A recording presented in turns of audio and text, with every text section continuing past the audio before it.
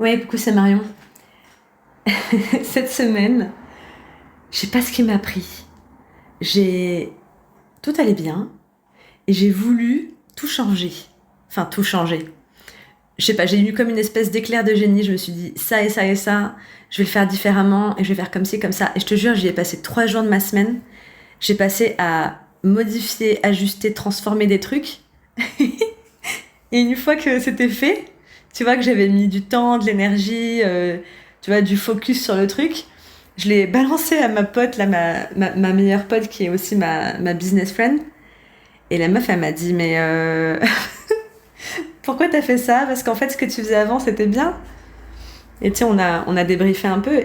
Et en fait, j'étais là, non mais t'as raison, en fait, je sais pas ce qui m'a pris. Attends, je vais tout défaire et revenir là où j'étais il y a 3 jours. Ah, pourquoi je te dis ça? Parce que je suis tombée dans le piège des hormones. Je suis tombée dans le piège de la progestérone. J'avais pas fait gaffe. J'étais juste en train d'entrer dans ma phase prémenstruelle. Et les meufs, alors ça c'est piège quand t'es entrepreneur et que tu fais pas gaffe à cette période-là, bah en fait tu peux te retrouver comme j'ai fait cette semaine. Et pourtant je suis au courant. Et d'habitude j'ai des techniques pour pas tomber dans le piège. Je sais pas ce qui s'est passé. Tu peux te retrouver tous les mois ou presque à défaire tout recommencer et repartir à zéro tous les mois, quoi. Et je t'en parle parce qu'il n'y a pas très longtemps, j'avais passé un appel découverte avec une meuf qui voulait rejoindre les BBF. Et je lui ai demandé donc pourquoi elle avait envie de rejoindre un collectif d'entrepreneuses. Et elle m'a dit, donc elle m'a exposé ses raisons. Puis une de ses raisons, et j'étais surprise qu'elle s'en rende compte à ce point, elle m'a dit, c'est parce qu'en fait j'ai remarqué que mon cycle menstruel m'impacte énormément.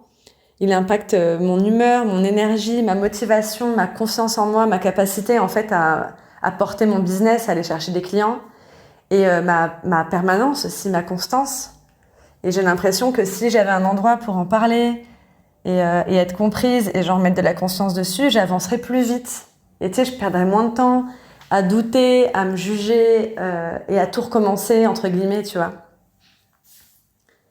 Et là, quand elle m'a dit ça, je me suis dit, non mais c'est vrai que, ok, on parle de plus en plus du cycle menstruel, notamment dans notre tout petit univers Instagram, entrepreneuse solo, mais en vérité, on n'en parle vraiment pas assez.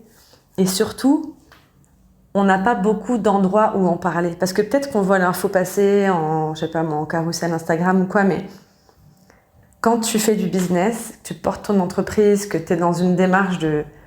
Tu sais, tu es l'image de ton entreprise en fait, donc t'as pas beaucoup d'endroits où dire que ça va pas, que tu vas avoir tes règles, que tu crois plus en rien, que tout te saoule, tu vois. Il y a pas beaucoup d'endroits en fait. Et ça, c'est un des points, vraiment des points forts d'avoir un mastermind d'entrepreneuses.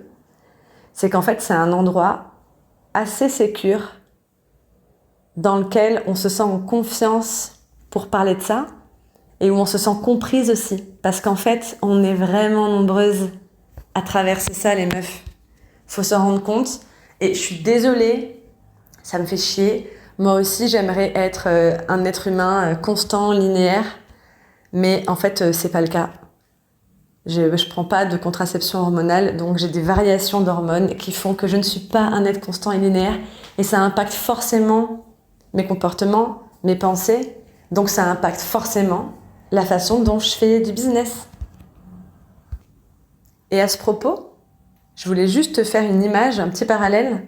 Si tu portes du jugement là-dessus, si tu te dis non, moi j'ai pas envie de me faire influencer par un truc aussi animal que des hormones, tu vois. Quand une femme est enceinte, tout le monde, quasiment tout le monde dans la société est ok pour trouver ça trop mignon si elle pleure, si elle a des fringales ou si elle fait des siestes dans la journée.